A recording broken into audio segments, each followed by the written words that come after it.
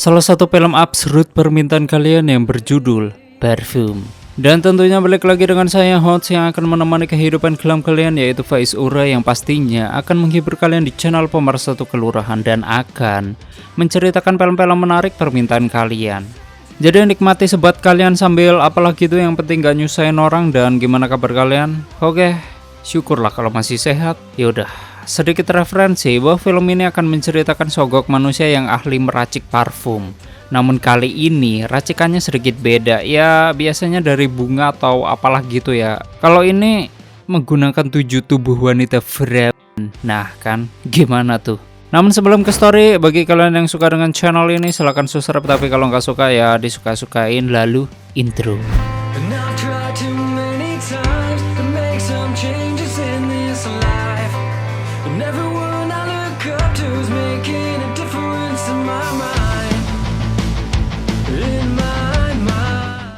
Selamat datang di channel Zura 14 dan selamat menonton. Story diawali dengan orang-orang yang lagi ngumpul gitu, demo BBM mungkin. Di sini mereka sedang melihat hukuman mati seseorang dan orang ini bernama Jean Baptiste Grenouille. Dan kenapa Jean ingin dihukum mati? Simak video ini sampai habis para pemirsa.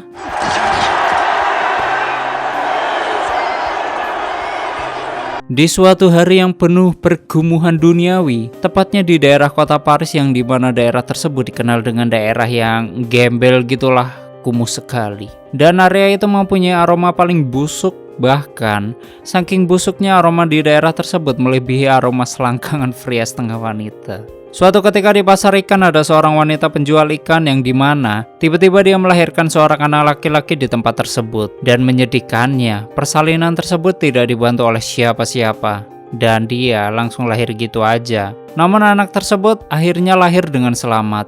Dan di tengah-tengah kerumunan pasar ikan yang pastinya dengan aroma yang khas busuk di daerah itu, dia diberi nama Jean Baptiste Grenouille yang lahir pada tanggal 17 Juli 1738. Namun sayangnya, bayi yang baru lahir tersebut ingin dibunuh oleh ibu kandungnya sendiri. Akan tetapi hal tersebut diketahui saksi-saksi atau warga sekitar yang ada di sana, yang pada akhirnya ibu ini pun diberikan hukuman mati karena percobaan pembunuhan atas anaknya.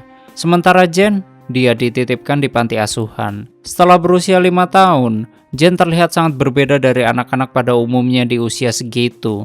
Di sini, Jean masih belum bisa berbicara. Namun Jean sendiri mempunyai keahlian yang unik dari anak-anak pada umumnya, yaitu pada indera penciumannya. Karena penciumannya yang sangat tajam dan sangat tidak wajar untuk usia anak-anak pada umumnya, dan hal itu membuat anak-anak yang berada di panti asuhan bukan terkejut dengan keahliannya. Justru sebaliknya, anak-anak tersebut merasa takut pada Jean. Dan ketika sampai di usia yang ke-13, Jean dijual dari panti asuhan tersebut. Bukan jadi anak-anak yang diasuh dengan keluarga yang bahagia, kaya raya, dan mewah. Justru Jean dijadikan menjadi pekerja paksa di sebuah pabrik pengolahan kulit. Jean bekerja di pabrik tersebut sampai dia beranjak dewasa, yang kemudian pada suatu hari Jean diberikan tugas dari pabrik untuk mengantarkan barang ke suatu kota. Ya seperti biasa, Jean menunjukkan perilakunya yang berbeda, yaitu dengan menggunakan keahliannya penciuman sulfur. Dia pun menciumi semua aroma yang berada di kota tersebut, dan ada aroma khas yang belum pernah dicium oleh Jean sebelumnya, yaitu salah satunya aroma parfum, aroma yang sangat kuat yang berada di kota tersebut. Namun tiba-tiba dari sekian banyak aroma yang khas di kota itu, Jean lebih tertarik dan menyukai satu aroma, yaitu aroma dari tubuh seorang wanita cantik penjual buah. Di sini Jean sangat tertarik dengan aroma tersebut hingga akhirnya Jean dipertemukan oleh wanita cantik itu. Dan tanpa pikir panjang, Jean langsung menarik tangan wanita tersebut dan mengendusnya.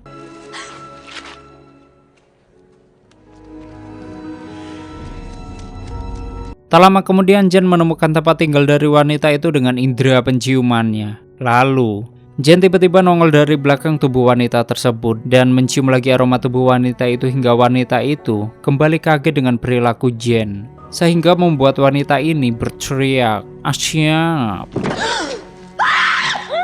Namun dengan sigap Jean membungkamnya karena Jean khawatir akan ada orang lain yang mendengarnya. Namun sayangnya, waktu Jean membungkam mulut wanita tersebut, Tanpa disadari wanita itu kehabisan nafas yang pada akhirnya wanita tersebut meninggoy. Namun bukannya pergi, di sini Jane masih penasaran dengan tubuh wanita itu. Lalu Jane membuka baju wanita itu lalu menciumi seluruh tubuhnya. Bahkan bau wangi yang ia hirup seperti menghipnotis dirinya.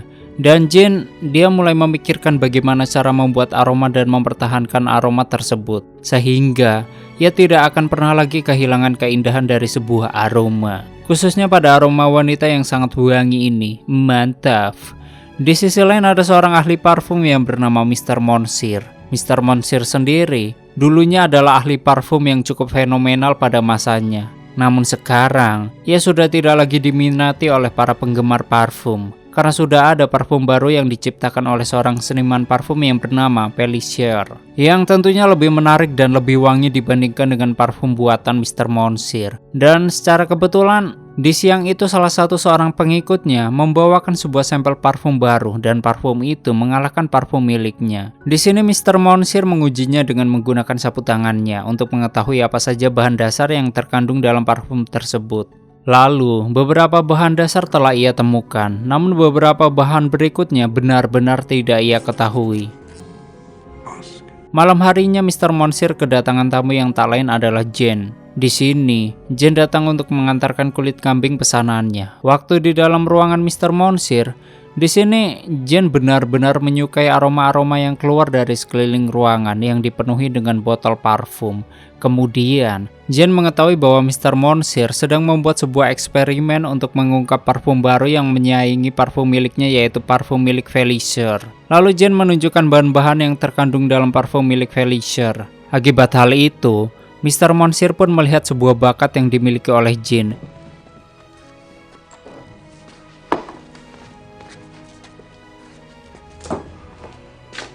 Kemudian setelah berhasil mengungkap bahan rahasia parfum milik Felicia, Jane mau minta izin untuk membuatkannya parfum yang lebih baik lagi dibandingkan parfum milik Felicia.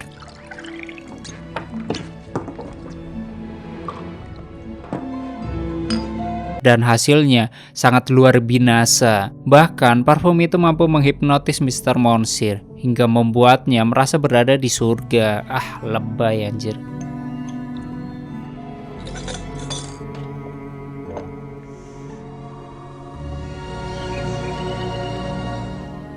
Dan dari apa yang dirasakan tersebut, Mr. Monsieur pun membeli jin dengan harga yang cukup mahal. Dan semenjak adanya jin di toko Mr. Monsieur meraup keuntungan yang sangat banyak dari bisnis parfumnya, terutama Shopee sama Topet gitulah.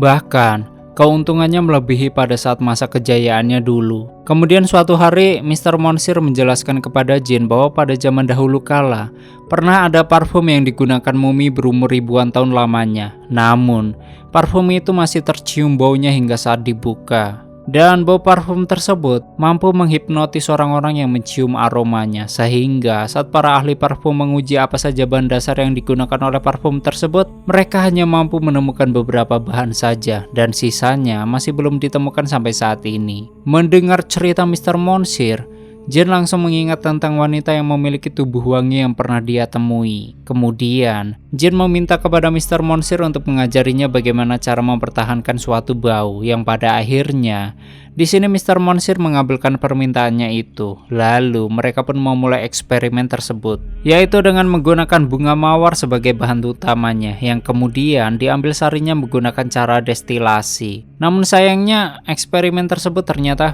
gagal.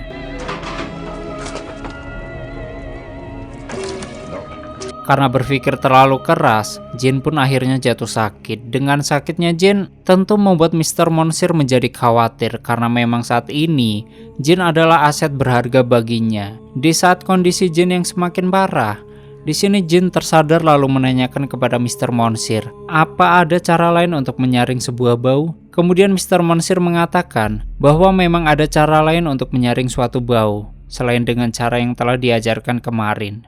Namun ilmu itu hanya dapat dipelajari di sebuah kota yang bernama Graz. Mendengar hal tersebut, Jane pun berangsur sembuh dari sakit yang dideritanya. Kemudian ia merencanakan perjalanan ke kota tersebut untuk mencari pekerjaan serta menimba ilmu di sana. Namun sebelum itu, Jin harus memberi 100 racikan formula parfum baru untuk Mr. Monsir dan Jin pun menyanggupinya. Lalu berangkatlah Jin dari rumah Mr. Monsir. Dan tak berselang lama, tiba-tiba rumah Mr. Monsir hancur lebur dan dikabarkan Mr. Monsir meninggoy. Mendengar hal itu, Jin tetap melanjutkan perjalanannya tanpa harus kembali lagi ke rumah Mr. Monsir. Singkatnya, berbulan-bulan Jin mengarungi sungai melewati lembah. Namun di sebuah jalan, ia menemui aroma wangi yang sebelumnya pernah Jin cium. Yang ternyata aroma tersebut berasal dari tubuh wanita yang lagi-lagi berambut merah. Di sini Jin mencoba mengikuti aroma wanita tersebut hingga mengantarkannya ke sebuah kota yang ia dambakan, yaitu kota Grace.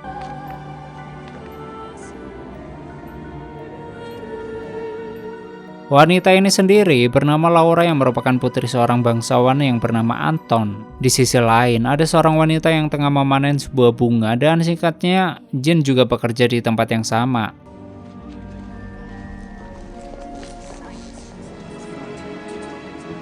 Selama di tempat ini, Jin belajar bagaimana cara menyaring bau dengan teknik yang berbeda dan tentunya belum pernah ia temui sebelumnya, yaitu dengan membiarkan bunga yang akan dia ambil aromanya mati begitu saja, lalu menyerapnya dengan sebuah lemak binatang untuk kemudian didestilasi menggunakan alat tertentu. Dan dari sini Jin mulai memikirkan ide gilanya, yaitu untuk melakukan eksperimen menggunakan tubuh seorang wanita perawan.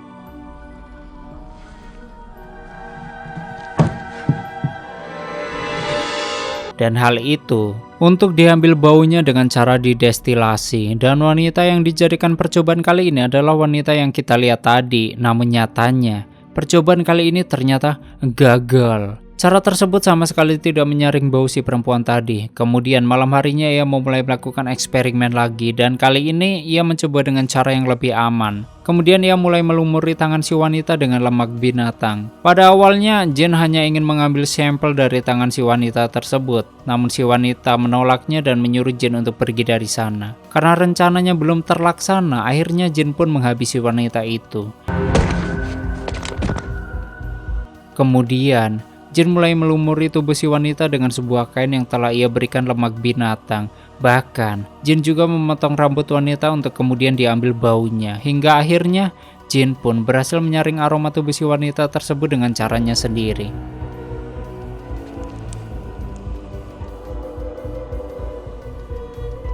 Dan ini merupakan penemuan bangkai wanita kedua kalinya di minggu ini. Merasa tidak puas dengan apa yang ia dapat, Jin pun melakukannya lagi, namun kali ini targetnya adalah wanita yang masih perawan. Malam harinya ia kembali mencuri 2 gadis bangsawan, lalu melakukan hal yang sama seperti yang ia lakukan sebelumnya.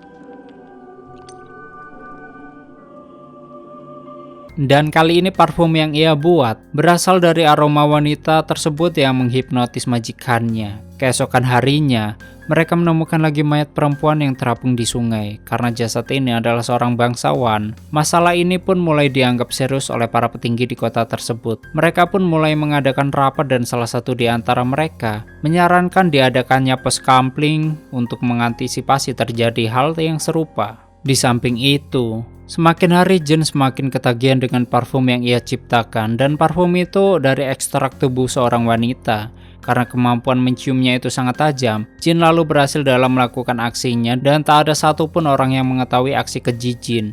Sementara itu Jin telah mencapai dengan apa yang ia cari. Ia pun mulai mencampurkan satu persatu ekstrak dari tubuh wanita perawan yang telah ia kumpulkan. Namun hanya tinggal satu lagi, yaitu aroma tubuh dari si cantik Laura.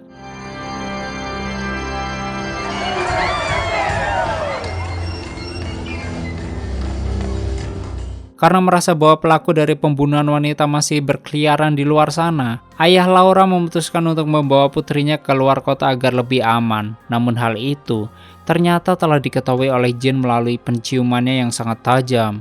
Jin pun bergegas pergi menyusulnya.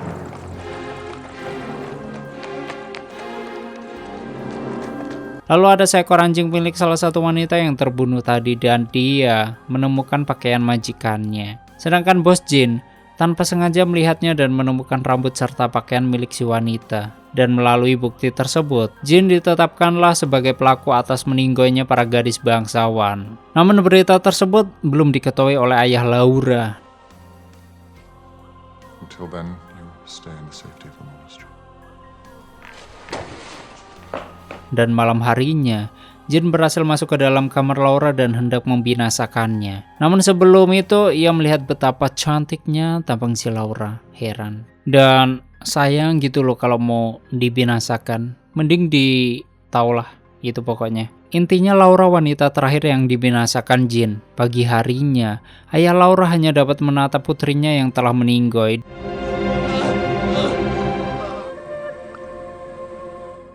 Dan dari ekstrak tubuh Laura yang telah didapatnya, lengkaplah sudah 7 racikan Dragon Ball keperawanan formula parfum milik Jin. Namun tak berselang lama, Jin pun tertangkap dan diadili oleh ayah Laura, serta ribuan rakyat lainnya yang menunggu di halaman. Waktu para penjaga hendak membawa Jin keluar dari penjara, terlebih dahulu Jin memberi hipnotis para penjaga tersebut dengan parfum racikannya sendiri, hingga ia dibawa keluar penjara seperti seorang pangeran.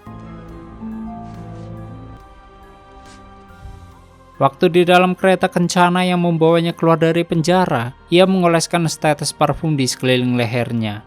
Ribuan rakyat pun menyaksikannya keluar dari dalam kereta tersebut, bahkan orang yang akan mengeksekusi Jin. Dia sampai bertekuk lutut dan mengatakan dengan bibirnya sendiri bahwa Jin tak bersalah.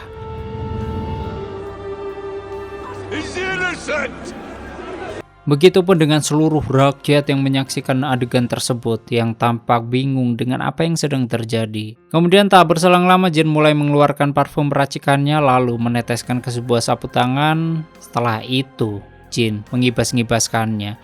Dan seketika seluruh rakyat yang menyaksikannya terhipnotis oleh aroma parfum yang memabukkan itu. Sedangkan ayah Laura yang menyaksikan adegan tersebut, dia cuman tercengang melihatnya karena ribuan rakyat yang berada di sana tanpa sadar melakukan gituan secara serentak. Dan setelah kejadian tersebut, para rakyat kota Grace dibuat kebingungan dengan apa yang barusan terjadi. Sore harinya, para petinggi di kota Grace kembali melakukan penyelidikan dan ditetapkanlah sang majikan Jin bersalah atas pembunuhan wanita tak berdosa di kota Grace. Dan dengan begitu, ditutuplah kasus pembunuhan tersebut. Malah amat ya, jadi tumbal anjir. Setelah itu karena tujuan datang ke kota Grace telah terpenuhi, Jin pun memutuskan untuk pulang ke kampung halamannya dengan penuh rasa penyesalan yang telah ia buat dan seluruh tujuan yang telah tercapai. Lalu dengan sengaja Jin menyiramkan sisa parfum racikannya ke seluruh tubuhnya, hingga kemudian orang-orang di kota Paris langsung merumuni dan menggerogoti tubuh Jin, bahkan hingga tak tersisa sama sekali dan tamat.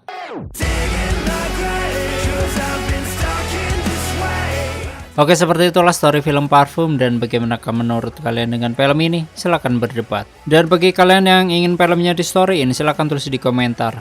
Terima kasih udah nyimak video ini sampai habis. Terus support channel ini dengan menekan like, subscribe, dan share kemana saja. Aneh pamit and stay on my channel. Jangan kemana-mana. Sampai ketemu lagi di video selanjutnya. Bye-bye.